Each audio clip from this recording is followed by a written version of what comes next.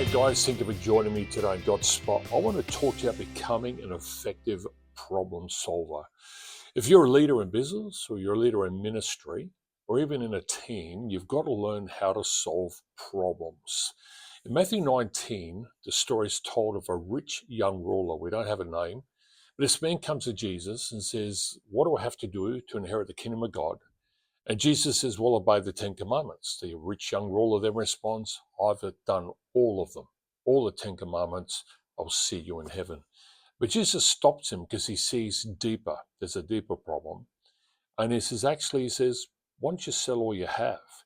Now, he doesn't say this to everyone, but he said it to the rich young ruler because the rich young ruler had a problem with money.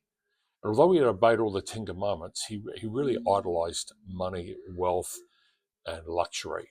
There's nothing wrong in and of itself having these things, but for him it was an issue. So Jesus laid out the real problem, but then he offers him a solution on how to bring that about. Now, if there's one thing we all have in common, is we all have problems. And we all know people who complain. They could be a co-worker, a family member, they can be a teammate or even someone in a ministry. They're always the one who make a point of complaining. And in fact, whenever you come up with a solution, they always find a problem in your solution. And so I want to challenge you today that instead of being problem focused, we as leaders, whatever industry we're in, need to be solution focused. And so that means we need to hone our skills as a problem solver. So I want to unpack a few things that you can strategize with that will help you to become a better problem solver. Firstly, you need to identify the problem. It's really, really important. You'd be surprised how many people don't want to put the problem on the table. I mean, they talk about everything else, but they won't really talk about the real problem. You've got to identify and put the problem on the table. So you need to ask questions like, who is behind this problem? What is causing it? When did this start? Get a timeline. And is this even measurable? Can we measure that there's been a problem? And this will really help you to identify the real problem, not what you think is a problem and not what everyone else says, but it will help you identify what is the real problem. The second thing is brainstorming solutions. I mean, I think most of us like to think we're the smartest person in the room, but we're not. And there's something about brainstorming that really is innovative. You get other people involved, you put the problem on the table, depending on what the problem is, of course, and then you ask for their input and you seek their advice and you begin to collaborate. And you'd be surprised over the years, one thing I've learned when I've had a problem, if I put it on the table, people come up with a solution and I'm excited because their solutions are even better than I thought about the problem, and it's really worked. So brainstorming is really important with trusted people around you.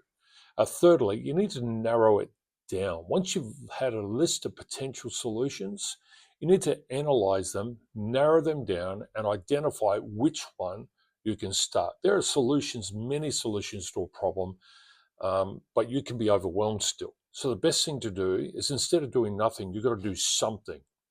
So find the solution that you know you can start today. And I think that's really important in problem solving. And ask yourself this question: is this technically viable? Is this scalable? What are the risks that are involved here? Are they manageable? Do those risks involve people? Can we quantify this? Can we measure it?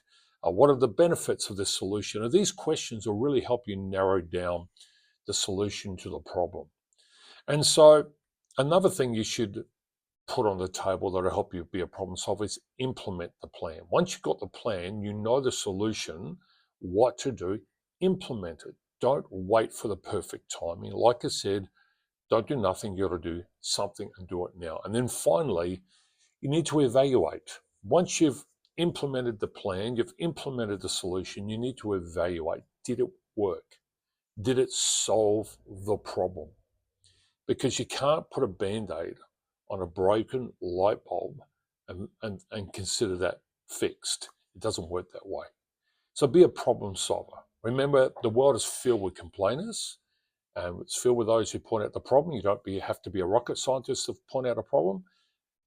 but become a problem solver. Come with a solution, and it makes all the difference. Hope this helps you. Have a great day. Thanks for listening. Hit the like button. Share it with someone else.